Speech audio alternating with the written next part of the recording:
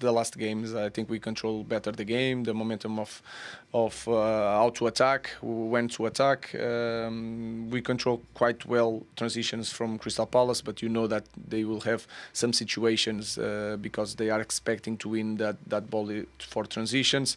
We create some chances. We suffered 2 goals that we can avoid. Danger from Licha was hard on the team. So I think we play better than some games, but the result now you don't taste nothing good in this moment, but we are going to use for the next game. Obviously not the result you wanted, but also a situation with Lisandro there, which was awful to watch sort of from the outside looking in. How is he, and is there any sort of update on him? I think we are going to see in the next days, but I think it's a serious situation. It's really hard on us. He's not just a great player, but he's a strong character in the dressing room, and specifically in this moment he's hard on us. But now it's time for us, all of us, to help Licha like he helps us every day.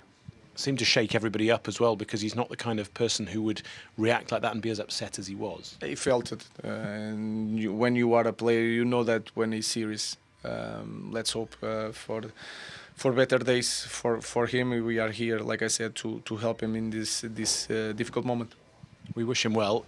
In another way today, you tried something with Mainoo as a more forward-thinking player in that sort of front position.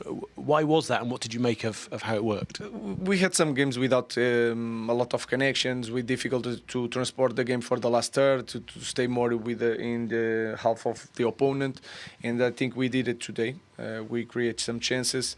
Kobe gave us connections to bring the ball. We had more time to think the plays, because it was hard for them to find the players to press. So was in that, I think that idea worked in that moment. But when we don't win the game, like I said, we don't have any taste of good things. We'll have it tomorrow. Clear frustration from the fans as well at full time, but how do you inject the positivity now into the games ahead and get the players playing the way you want to play? It's quite normal for the fans to feel that way. It's a really hard season for the fans. The only thing that I know all to help is to focus on the next game and know that football can change in certain moments. We had a momentum before this game, then now we go a little bit down again. I will do the same thing, is prepare the next game, work on the way that we have been working on our idea, and move forward. Better days will come. Ruben, thank you. Yeah, so disappointment here at Old Trafford as Manchester United are defeated. A horrible way for it to happen. Phil, what do you think of that performance? Yeah, first half I thought was comfortable, had plenty of possession without obviously not being too clinical in scoring goals. Thought we got in some really good areas, but just couldn't find the breakthrough. And then and second half, obviously a different story. I thought we was off the pace compared to the first half. I thought there was a chance for us to take the game on and go into second gear and take the game to Palace, but it was the other way around, and struggled with set pieces, and it's punished us again today. After this today, Palace are now unbeaten in their last 8 Premier League away games. It's basically their longest run without a defeat on the road. And what do you think this team needs to do to try and stop other teams getting records like that? Well, obviously do the basics well. I think obviously it's been our Achilles heel all season, is obviously defending set pieces, and I think obviously today we've been punished again from one. Obviously the first phase, second phase. But I think second half, I thought Mateta was a real handful, and it often happens in games when you go one down and you're chasing the game and you're trying to obviously to get the equaliser. You get done on the counter, and we've certainly done that. But if we've been brutally honest, we didn't stay with the runners. As soon as he breaks the line and gets beyond our defence, there it's a pretty easy square pass to Mateta, which is, it's unfortunate. It's frustrating because obviously, like I said, off the back of the first half performance, it was positive. We had a couple of chances and the energy was there. Unfortunately, second half it just wasn't. You can be frustrated with it, especially when you look at the statistics of that game. So Manchester United had a total of 18 shots, but only 2 of them were on target. Yeah, it's disappointing. Obviously, that's what that's the bread and butter. That's where you find margins in football, is scoring goals, and finding it hard to come by at the minute is goals, and you could see today obviously Mainoo playing a more advanced role in that false nine position, but obviously I thought he did okay there. But obviously you got two centre forwards on the bench. Obviously must be scratching their head, wondering why they're not getting a run out. But the manager is obviously picked his system, which obviously worked really well first half, but obviously the strikers have to start coming to the party if we're going to start scoring and winning games. It was gutting to see Lisandro Martinez get that injury. Obviously we don't know what the outcome of that is, but it was warming to see every single player go around him, the fans applaud him off. What do you think of it? Yeah, it's obviously really disappointing because he's obviously had his fair share of injuries since he's been at the club. But it's concerning the way he went down. Obviously he clutched his knee.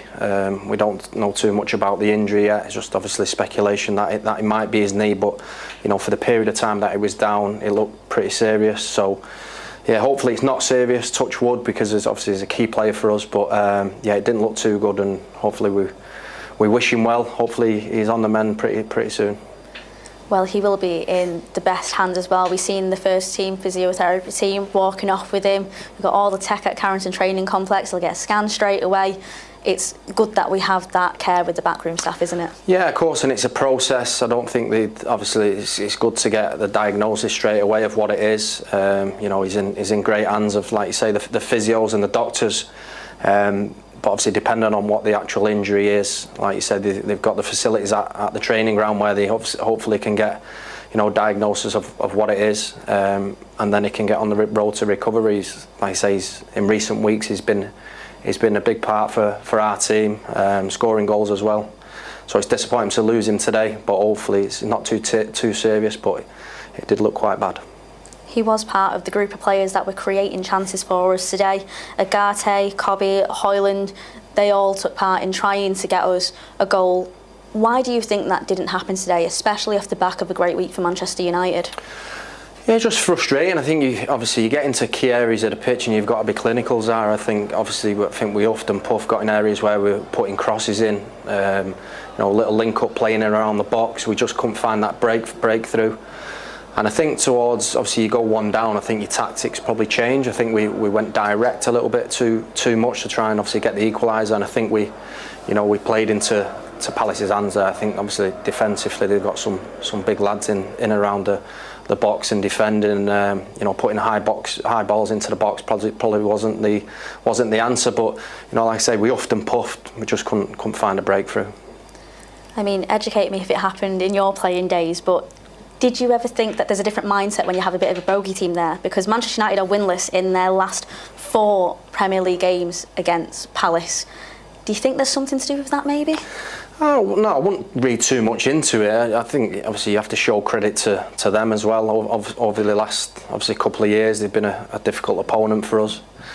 But I'd fully expect us to come here today and beat this Palace side. I don't think it's the Palace side of yesteryear. I think, yeah, they've got some good players, individuals. I think as they come off the bench today, I thought he was obviously outstanding when he come on. Obviously, first goal come from his cross. But they've got good players. There's no doubt about it. But it's the fixture that I'd expect us to come here today and win. Especially when you've seen that starting lineup. We spoke about the differences that could happen there. We've obviously got Cobby Mainoo in that role that people were talking about pretty much as to what was happening. It was a nice experiment. Do you think that that's going to happen again in the next game? I thought he done okay, to be fair, but when you're looking at the game overall, and you're probably looking where your goals are coming from. Obviously, if you're playing a midfield player as a false nine, obviously you're not 100% sure if he's going to be in them areas where a striker would be. But I think he done okay. I thought, like I say, first half we was decent. We created enough chances to try and get a goal.